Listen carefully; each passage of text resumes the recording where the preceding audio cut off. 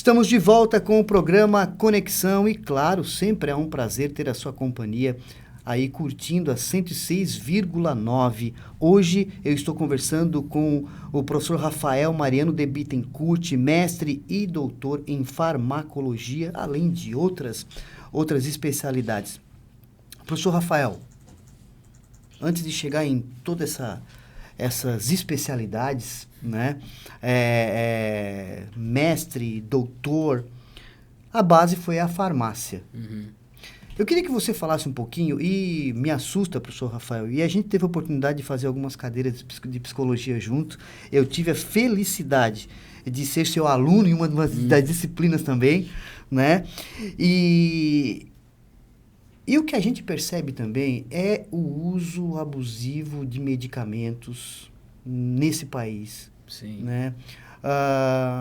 E o quanto isso, ao invés de contribuir, às vezes prejudica a saúde das pessoas e as pessoas continuam usando remédio indiscriminado, né? Por uma série de questões que não vamos alencar aqui, facilidades, enfim.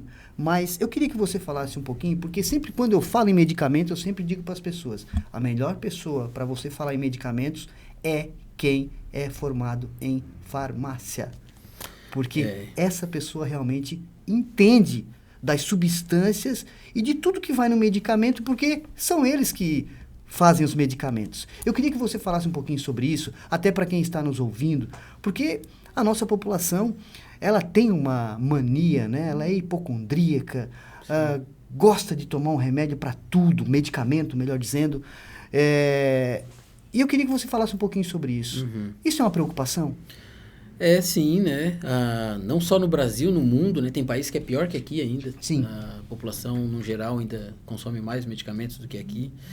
E assim, né? O medicamento, eu sempre falo, né? Nas aulas de farmacologia, inclusive, o medicamento é uma ferramenta, né? E como uma ferramenta, ela pode ajudar, sim, né? Tipo um machado. Um machado é uma ferramenta. O machado, ele pode te ajudar a construir uma casa, fazer uma coisa interessante. Mas o mesmo machado, exatamente o mesmo machado, pode matar uma pessoa, né? Então, vai depender de como tu usa ele. O medicamento é isso, é uma ferramenta. Se usada, né, com muita consciência, né, com profissionalismo, né, e não é por conta própria daí, nesse caso, é com a orientação de um profissional, um médico, por exemplo, acompanhamento de farmacêutico, enfim. Quando usado de uma maneira correta, né, com diagnóstico correto, ele pode sim ajudar. Pode ajudar. Eu falo que o medicamento, no caso das doenças, né, relacionadas à saúde mental até, né? Perfeito. Uma depressão, por aí.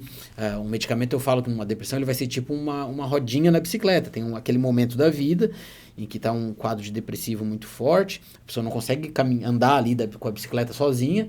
Ela vai lá e ela bota a rodinha, né? A criança, e bota a rodinha para aprender a andar de bicicleta, e depois vai aumentar a rodinha, vai tirando, tira uma rodinha, tira outra, e anda sem rodinha. Okay. Então, o medicamento, ele pode ter essa função na saúde mental, inclusive, em algumas situações como a depressão, né? Vai lá, bota a rodinha e tal, usa ele por um tempo e depois até largar. O que acontece hoje, e que essa é a tua preocupação, e é uma preocupação legítima, é a questão de que a gente tem chamado até na farmacologia, assim, na farmácia como um todo, na clínica, de medicalização da vida. A gente está medicalizando a vida, a gente está tomando medicamento para coisas que não são doenças, né? Esse que é um problema, né? Volta e meia eu tenho um aluno falando assim, Rafael, amanhã eu tenho apresentação de TCC, por exemplo, tal, eu estou muito nervoso, será que não tem alguma coisa que eu possa tomar? E daí eu falo assim, sempre que tiver nervoso, sempre que tiver um frio na barriga, tu vai anular isso com medicamento, entende? Isso não é uma doença, isso é normal, tu vai apresentar um TCC, anormal seria se tu não tivesse nervoso. E até entende? Bom, né? E até bom, porque esse nervosismo, essa ansiedadezinha aumenta o desempenho, inclusive, sim, com né? Certeza. Daí cada vez tu vai lá, tu vai tomar um Rivotril, tu nunca vai aprender a lidar com isso não é doença. E assim tem para várias situações, né? Eu sempre uso até uma analogia que eu acho bem bacana, que eu escutei nesse dia na internet, não uma coisa minha, um rabino falando, que é a analogia da lagosta, né? A lagosta, quando ela tá ali crescendo dentro daquela casca dela, ela começa a ficar desconfortável, imagina, ela tá dentro de um negócio que ela não cabe mais, né? Ela começa a ficar desconfortável, daí naquele desconforto, o desconforto faz ela se isolar lá no fundo do oceano, se isolar dos predadores, ela fica lá isolada um tempo, protegida, e ela larga aquela casca e tá pronta para crescer mais, né? Crescer outra casca e tudo mais, e se desenvolve. Já pensou que se no primeiro desconforto ela gosta de tomasse um Rivotril, né? Ela não ia crescer nunca. Né?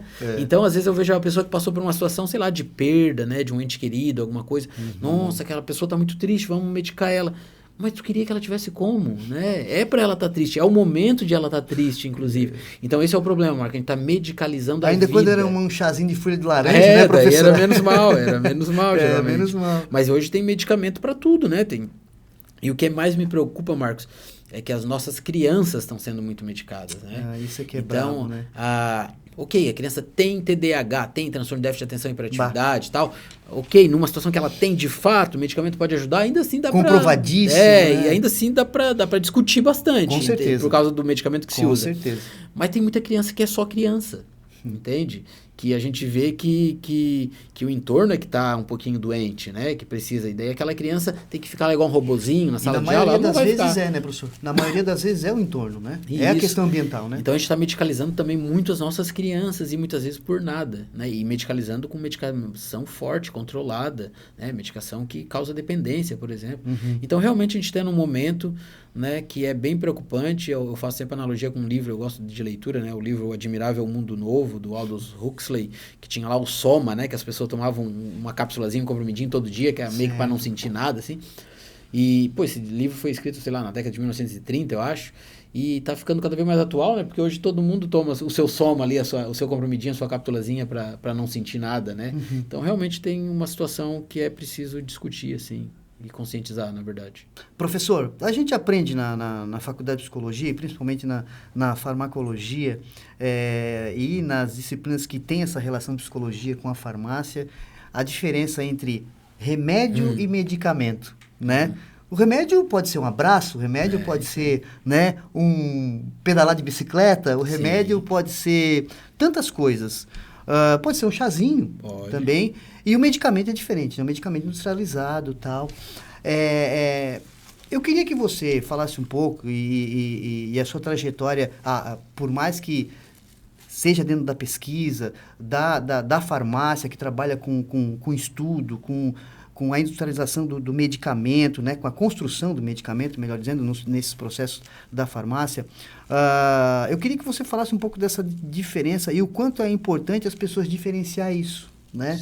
Ao invés, às vezes, de tomar um medicamento, se não for necessário, tomar um remédio. Tem ótimos remédios, né? Não é?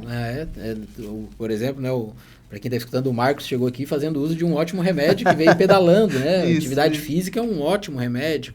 Tem meditação, né? Eu acho que tu ter um hobby, né? Tu ter alguma coisa que te dê prazer é um ótimo remédio também. Às vezes uma massagem, uma coisa diferente, assim, né? Que te traga ali um bem-estar, te faça bem. Tem várias formas de se remediar, né? De a gente se tratar sem ser por medicamentos. Eu acho que isso é bem importante. A pessoa às vezes está com uma dor de cabeça lá em casa, acontece assim, né? Alguém, a filha, alguma coisa assim, tô com uma dor de cabeça. Eu pergunto, qual foi a última vez que tomou água? Já tomou água? Comeu? Tá quanto tempo sem comer? Porque eu, às vezes, quando tô com dor de cabeça, é porque eu tô muito tempo sem tomar água. Imagina. Né? Então, às vezes, o copo d'água comprimido ali, o copo d'água é mais importante do que o comprimido. Né? Então, tem muitas formas de remédio e eu acho que a gente deve se valer delas, né? Para ter uma saúde legal, assim. Atividade física é uma ótima meditação, tem gente que faz yoga, tem gente que faz, enfim, uma série de outras coisas que vai te deixar bem, né? Tu fica bem com o teu corpo, tu fica bem com a tua cabeça, melhora tudo. Professor, qual o futuro do ponto de vista da saúde da maconha?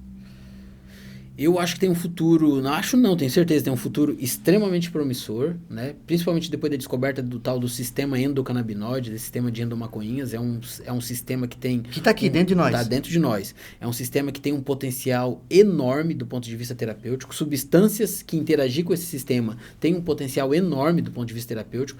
Por acaso, de novo eu repito, né? Por acaso, as substâncias que interagem com esse sistema estão na maconha, na cannabis, né? Perfeito. Mas pode ser sintetizado e tal, mas eu também não vejo porque sintetizado se já está prontinho ali, né?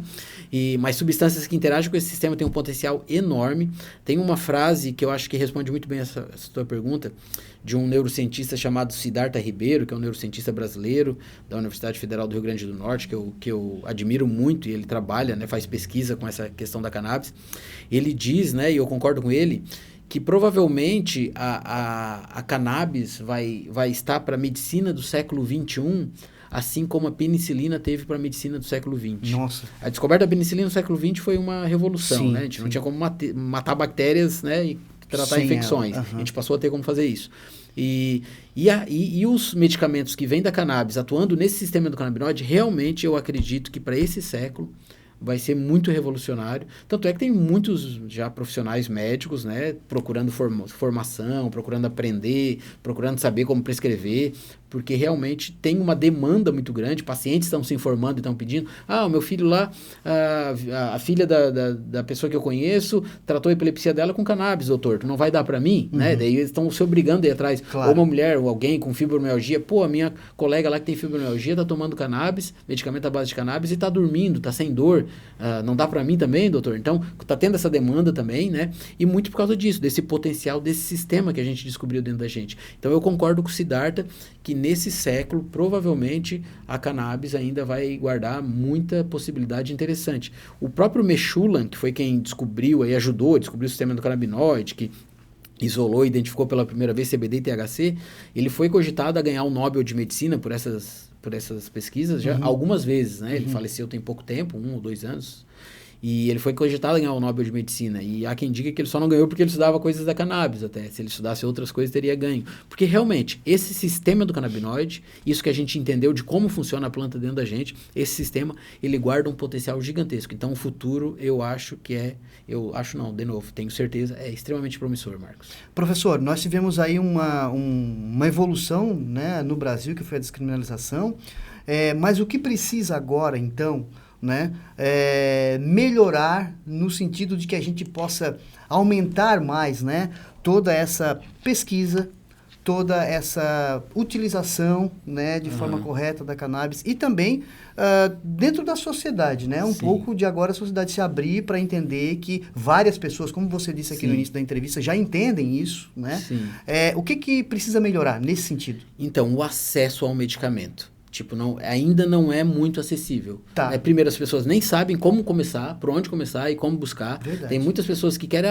chega muita gente para mim, né? Porque sabe que eu pesquisista. Eu quero... Olha, como é que eu faço? Eu tenho os conhecimentos, sei chegar no... né? Tenho bastante conhecimento sobre tudo isso. Então, para mim, é fácil.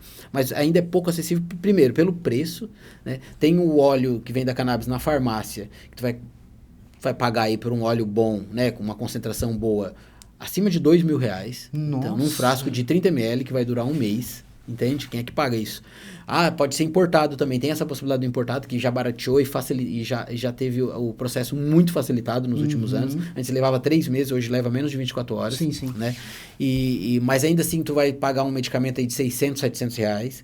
E tem a possibilidade das associações. Né? As associações fazem um trabalho muito bom nesse sentido também, de dar acesso ao medicamento. Associações de paciente. Mas ainda assim a gente está falando de um medicamento de R$350, R$400. Então tem gente que não pode pagar R$50 por mês no medicamento. Sim. E é a maioria absoluta das pessoas, né? E são condições, muitas vezes, que precisam muito. Então, esse acesso ainda precisa melhorar muito. E como melhorar o acesso? Como baratear o preço? Por que é caro? Né? Porque a gente importa. Né? O que está na farmácia é importado, o outro importado é importado. A associação produz por ela mesma, dá um trabalhão ali, né? Tudo mais. E ainda muita dificuldade, desafio. Então, a gente importa, a gente está mandando dinheiro para fora, sendo que a gente poderia produzir aqui. Então, o próximo passo, eu acho, é isso. É ter uma legislação, isso está sendo discutido, ter leis, ter regras. Vai ser assim que vai funcionar, assim, assado. Claro. Mas ter a possibilidade de Ninguém quer lá vão ter, né? Não, bota regra. Tem que ter, não sei, 300 câmeras, tem que ser não sei o quê. Enfim, bota as regras certinho, mas que a gente possa produzir aqui no Brasil, que a gente possa usar mão de obra daqui, empregar aqui, tem cientista aqui, tem todo mundo aqui que pode fazer um medicamento ótimo, inclusive para poder depois exportar. O Brasil pode ser uma referência, a gente é referência em tudo que se planta, não é? Então a gente pode ser uma referência positivamente de saúde, economia, enfim, várias questões. Tudo. E no final ainda da cadeia, o que acontece? Medicamento mais barato. Podendo ter no SUS, por exemplo, para a pessoa pegar. Hoje o Estado de São Paulo, né, aprovou lá uma lei que oferece o canabidiol no SUS para algumas situações muito específicas, lá, umas condições patológicas muito específicas. Mas o que eles fazem? Eles vão comprar de uma empresa que está importando o insumo ativo, vai pagar um dinheirão, né? Alguém está ganhando bastante grana com isso, inclusive a empresa. E sendo que a gente poderia estar produzindo aqui, né, movimentando a economia daqui para nós mesmos. Então, esse eu acho que é uma coisa que precisa melhorar, Marcos. O acesso ao medicamento, principalmente em relação a baratear esse medicamento e como fazer isso, legislar no sentido de poder produzir aqui no Brasil. tanta pesquisa, tanta especialidade, livros escritos, e por que a psicologia? A psicologia, né? Tu sabe bem por que a psicologia. Eu dava aula, né, para a turma de psicologia, psicofarmacologia, isso já tem desde 2012. E daí, nas turmas, eu gostava